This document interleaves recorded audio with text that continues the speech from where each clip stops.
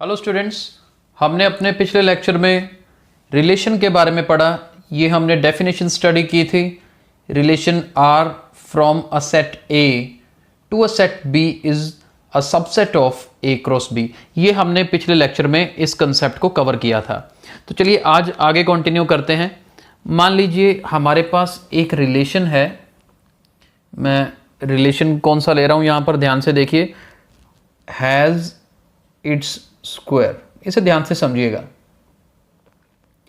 Has its square, मेरे पास ये देखिए इस तरह से डायग्राम की फॉर्म में बना रहा हूं मैं।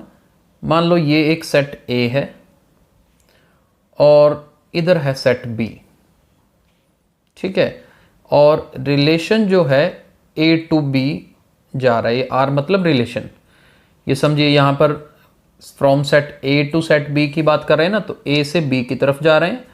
रिलेशन आर और आर की वैल्यू क्या है, हैज़ इट स्क्वायर। इसका मतलब हैज़ इट स्क्वायर है। और हम ये मान लेते हैं कि सेट ए में भी सभी नेचुरल नंबर्स हैं, सेट बी में भी सभी नेचुरल नंबर्स हैं। नेचुरल नंबर्स कौन से होते हैं? 1 2 3 4 5 6, राइट। डॉट डॉट डॉट चलता जाएगा। सेम वे यहां पे भी यही होगा। 1 2 3 4 5 6 7 8 डॉट डॉट, ये भी चलता जाएगा आगे। अब ध्यान से समझना है। 1 हैज़ इट्स स्क्वायर, आर की जगह पर क्या पढ़ना है, has its square. 1 has its square, 1 का स्क्वायर क्या होता है, 1 ही होता है। तो 1 इज रिलेटेड विद 1, यानी कि 1 का रिलेशन किसके साथ है, 1 के साथ है। ये बात समझ आ रही है कि 1 का रिलेशन किसके साथ है, 1 के साथ, क्योंकि 1 का स्क्वायर 1 होता है। अब 2 का स्क्वायर क्या होता है, 4 होता है, यानी कि 2 का रिलेशन 4 के साथ। 2 हैज़ इट स्क्वायर 4। ऐसे ही 3 के लिए यहां पर मान लो 9 ऑब्वियसली आएगा आगे, मैं 9 यहां लिख रहा हूं। तो 3 का रिलेशन किसके साथ होगा, 9 के साथ होगा। यानी कि अब हमें रिलेशन लिखना आता है। यहां पर क्या बना जी, 1 का रिलेशन 1 से मतलब 1 हैज़ इट्स स्क्वायर 1, आर की जगह पर हैज़ इट्स स्क्वायर है ना। 1 has its square 1, 2 has its square 4, 3 has its square 9 dot dot dot dot चलता जाएगा। 4 का 16, 5 का 25, same way it will go on. तो अब यहां से मेरा रिलेशन सेट क्या बना, मेरा रिलेशन सेट बनता है यहां पर जो हमने कल सीखा था बनाना, कि 1 के साथ रिलेटेड है तो 1 with 1, then 2 is related with 4, 3 is related with 9, और आगे चलेंगे तो 4 इज रिलेटेड विद 16। ये चलता जाएगा आगे, राइट। तो ये मेरा रिलेशन सेट बन गया। अब देखिए ध्यान से, ये मेरा रिलेशन सेट है। तो आज हम स्पेशली इसमें क्या पढ़ने वाले हैं कि डोमेन क्या है और रेंज क्या है। ये ध्यान से समझिएगा। एक पढ़ेंगे डोमेन और दूसरा क्या पढ़ेंगे, रेंज। देखो डोमेन क्या है, डोमेन बेटा ये वाला सेट है, लेफ्ट साइड सेट ए जो है,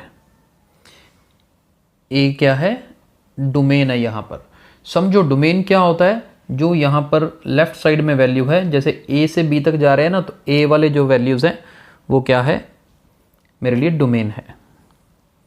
अब रेंज क्या है, देखो रेंज है जो इधर मेरे आंसर्स हैं। मैं ऐसे बोलूँ कि 1 is related with 1, 2 is related with 4, 3 is related with 9, तो मेरे लिए रेंज क्या है, जो राइट साइड में सेट बी के एलिमेंट्स जो अंदर हैं, जो मेरे लिए रिलेशन यहाँ पर है जिनका, जैसे 1 का है, 4 का है, 9 का है, 16 का है, 25 का भी हो जाएगा अकॉर्डिंग टू दिस रिलेशन। तो ये डिफरेंस समझना है क्या है। रेंज क्या होती है, जो सिलेक्टेड वैल्यूज हैं जिनका एक्चुअली रिलेशन, अब देखो 2 और 3 तो खाली पड़ा है, 5 6 और 7 8 ये भी खाली पड़े, इनका कोई रिलेशन नहीं है, तो ये रेंज में नहीं आता। तो डोमेन क्या होगी, सेट ए की जो वैल्यूज आप यूज कर रहे हो वो सारी आपकी डोमेन है। मैं यहां पे सारे यूज कर सकता हूं, इसलिए पूरा सेट ए मेरा डोमेन है। रेंज क्या होता है, इनके जो आंसर्स आएंगे, यानी 1 का स्क्वायर 1, 2 का स्क्वायर 4, 3 का स्क्वायर 9, तो इनके जो आंसर्स हैं वो रेंज है।